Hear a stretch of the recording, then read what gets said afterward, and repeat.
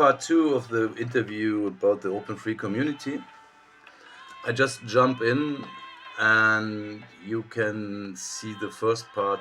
I think it's stored in the description. I will put it there. So the last question was when when when do you realize that I'm free? So it was like having the sailing yacht.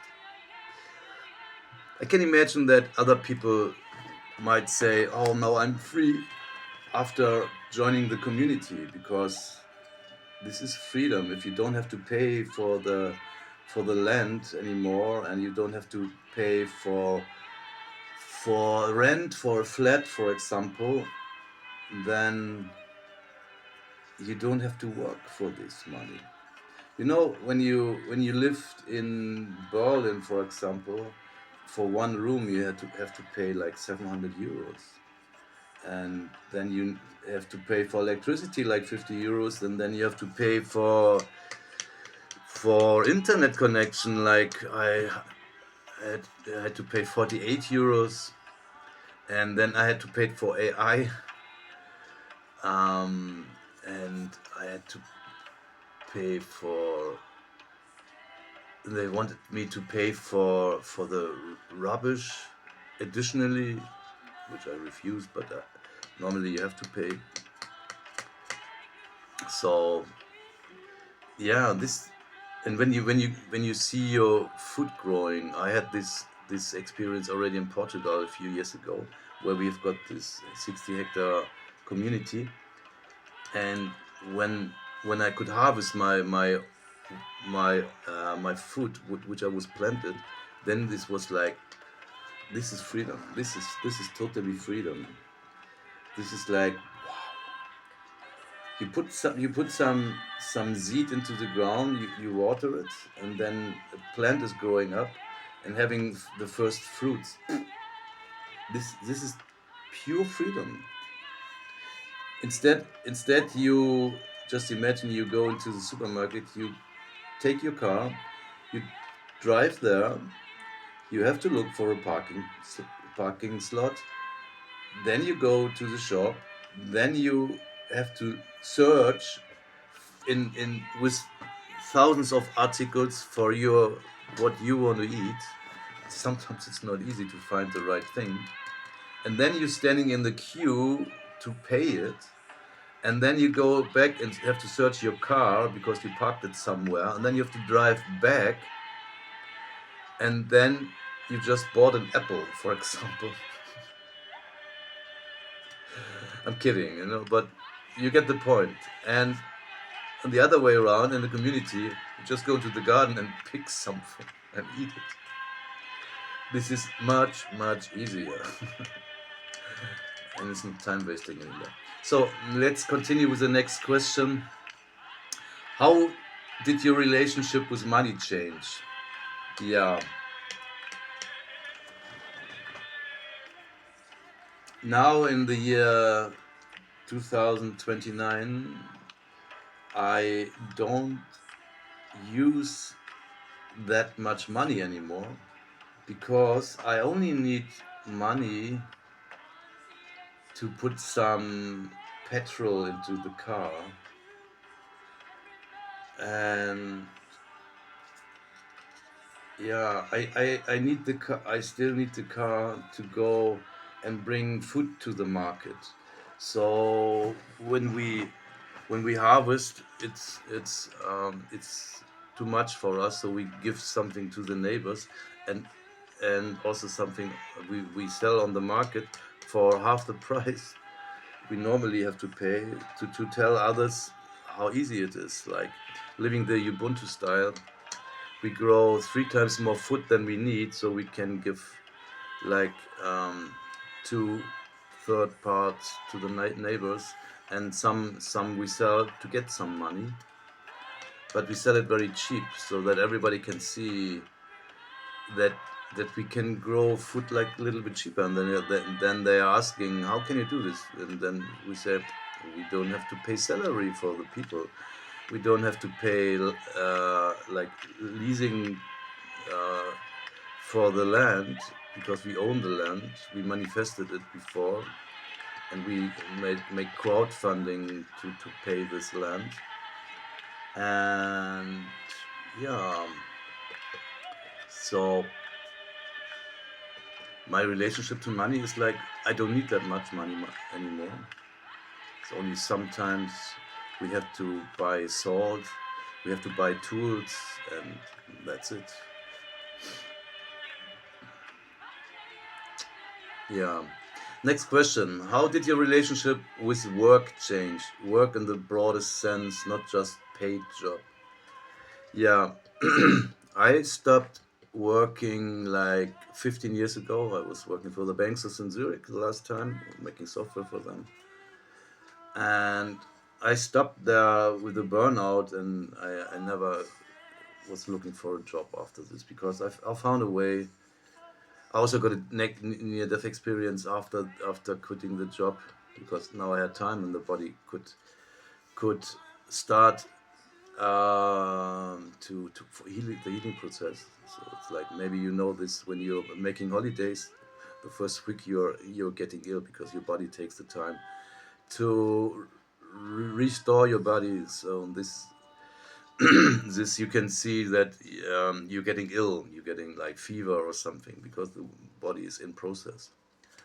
And yeah, what do I wanted to say with this? I never started to work again. I was still creating software, but open source software. I was not asking for money. And to be honest, there was one day I was deciding to have I built my own programming language and the interpreter and compiler. Maybe you don't know what I'm talking about, but I created software, and there was a dual license. I used the dual license model, so it's open and free for open source software. We use it, but the corporation has to pay a license, like they have to pay a license fee, and from this license fee we could buy the land for this community. And I created a channel to that this license fee are not going into my pockets, because I don't need money. It's going into the association's pocket, into the magic hat, so to say. And from this magic hat we were able to buy land and to build housings like yurts and geodesic dome and open kitchen and so on and so forth. And we also created a well that we can pump water from the ground, and solar panels, and also we use this money for this. And also we've got cars for scouting and so on. This is all paid out of the magic hat. So we live in abundance from money. So and we don't need to work anymore. And harvesting fruit is not work. It's like, I'm hungry and picking something and eat is not work at all. And sometimes we are repairing things, but it's like repairing, it's not working. It's not, no. We're not doing this for the money or something. We're doing this because it's broken, so we repair it. Next question, part 3, your surroundings. What changed in your family? What changed in my family?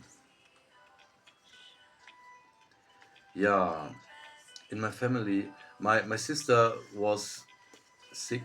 She had like a lung cancer, and 3 years ago I was there visiting her and telling her, to sister, I may I might use her name, like Sylvia. Now I'm becoming a sailor because I get a yacht to sail, and I'm not that long here in Germany anymore, so you have to support yourself for getting healthy again.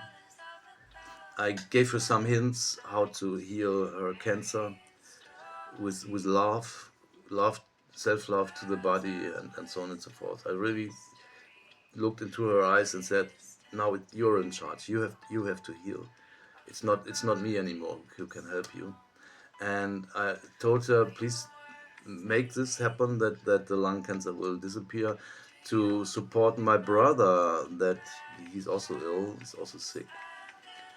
and so that my brother can see, Thomas, its name, that he can see that you healed yourself, though he can also heal himself.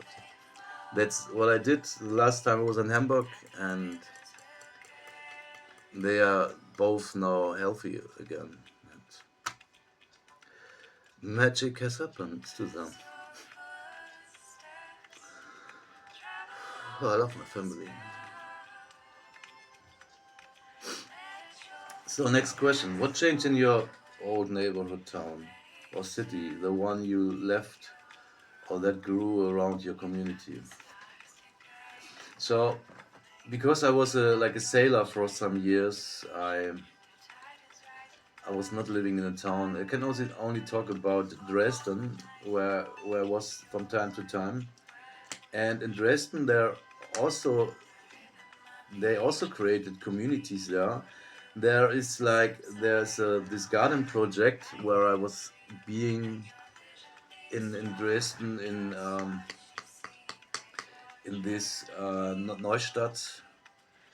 There they already had these gardens and they were separated in their own space, and then something changed that they lived together, like they shared houses, and they get rid of the fences, and they switch to have this as an open community, so that also new people can join and work there, and they had like beds for the veggies. They put them all together, and these beds, and they harvested it together, and so this has changed because we gave the idea that how to create an open free community also in the town.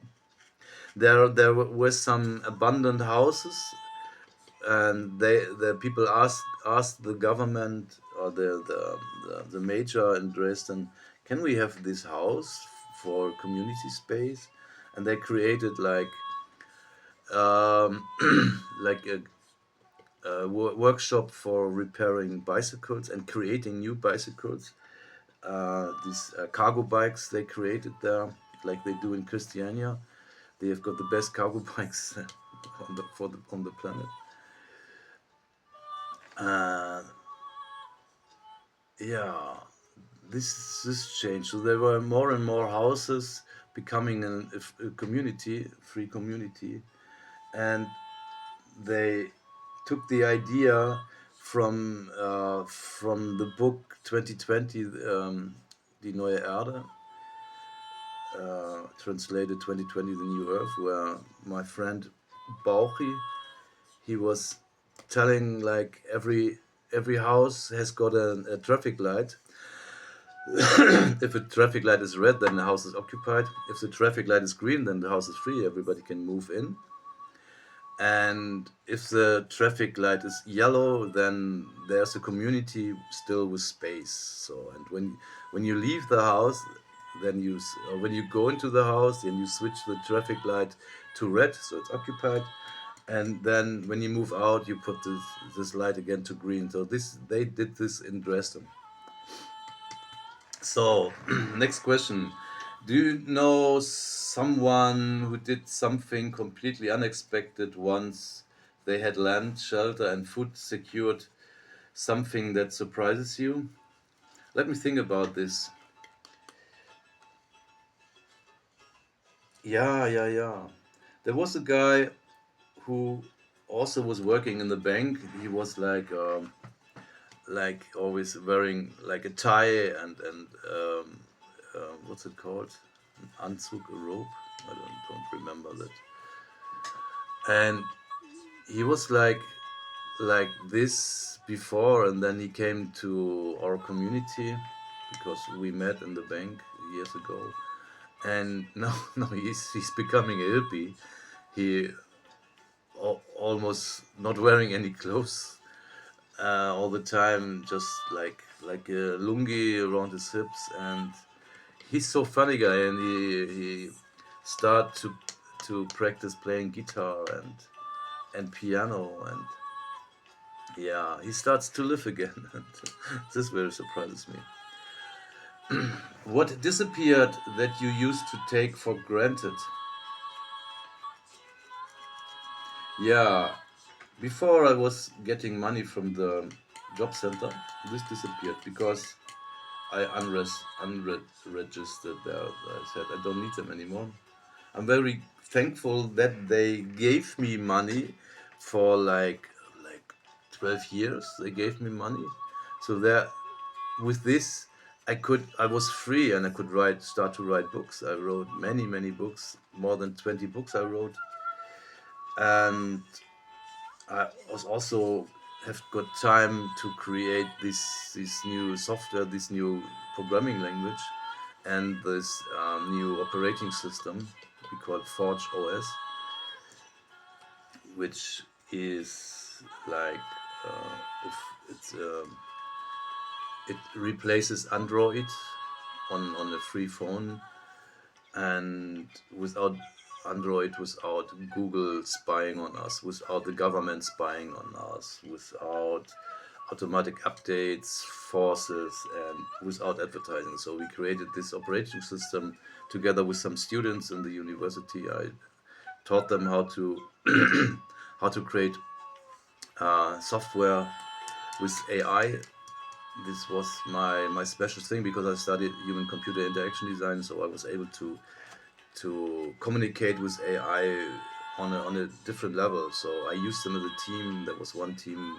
I used Claude from Anthropic for creating architecture, and I used Codex from ChatGPT from OpenAI to program, and I used also Grok from X from Elon Musk for image processing, and I used them as a team. So I could tell my students how to use AI for their needs, so that they don't have to write one line of code anymore. So they can focus on the design. They can focus on the output, what the user really wants.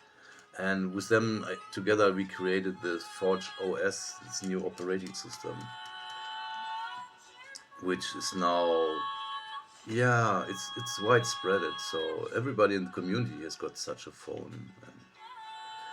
And the battery is holding longer because there are no processes running in the background anymore. No spying software running in the background, and yeah, we can chat freely with these without anybody is interrupting us or with anybody spying on us. Yeah, very important. So now we come to part 4, but this video will get too long. I already got 30 minutes for the first part, and now we've got already 18 minutes for the second part. So I will make a cut here, and I will say some last words to you who also wants to help to manifest this way of freedom. These were some lyrics I wrote into a song. Won't you help to manifest this kind of freedom? Very funny that this bubbles up now. Yeah, I invite you, please also create videos, at least one where you answering these questions, and put them like uncutted to YouTube or Vimeo or whatever platform you like. Put the link into the Telegram group so I can pick them. I can publish them on the internet. I have to create still a website, so I'm switching back to the year 2026. So there's still work to do, of course, and yeah, put the link of these videos into to the Telegram group for now, and later you can publish them maybe directly on the website. We use it to inform people about this project we call of course. OFC is also the abbreviation for of course. And we had this already 2 years ago when I met Matti. We were saying like, someone is coming to the community and may ask, may I stay for the night? And we answer, of course. And may I stay for the week? Of course. May I stay for a month? Of course. And may I stay for the rest of my life? Of course. But we have to talk about this. You have to do something in the community. It's not like hanging around there and everybody else is working or harvesting or whatever. No, no. Everybody should be part of it and see what his or her job is to make this community like a good place. And you should also build your own housing, like whatever you want to live in, like a tiny house, like a yurt or something. We still have to fit to the rules of the government, so we can build up tents. This is because, of course, you can build a tent, and so a yurt is also a tent which we can remove. Like a geodesic dome, we can also build and rebuild to put it somewhere else if someone is asking. And also tiny houses when they're on the what's it called, when they're on wheels, this is also allowed. And I had an idea for putting this like container size house, but not metal, but made out of wood. You can put it on the lorry, so it's got the same measure, and you can put it on a lorry, and then you can move to another community with the lorry, and this is also possible. So, but we are not allowed to put concrete on the ground, and we don't want it. So, thanks for watching. I'm very grateful that some people are interested in this project, and please recreate also videos, spread the idea, invite other people maybe for making an interview. Maybe they don't have a camera, or they're too shy, or they don't know how to make videos. I also had to learn this because before I was shy, like a few years ago, like 12 years ago. And now I'm more confident to do this. So I practice already to be able to do this now. Yeah. I'm glad that you are interested in this. I'm glad when you also make a video. I'm glad that you're telling this to your friend, that you're discussing this with your friend, and that you bring social crazy to the people, which is very important. We don't need democracy anymore, because democracy is misused from our governments all over the world, and it's not fair enough. We need consensus. And with consensus, everybody agreeing, and then nobody is talking about this topic anymore. Maybe later some other people come, or some circumstances change, and then you can make it another talking circle, and then you can recreate a rule. But we can create it on our own. We don't need the government for this. So let's finish with this word. We don't need governments anymore. Period. Namaste, have a nice day, and thank you.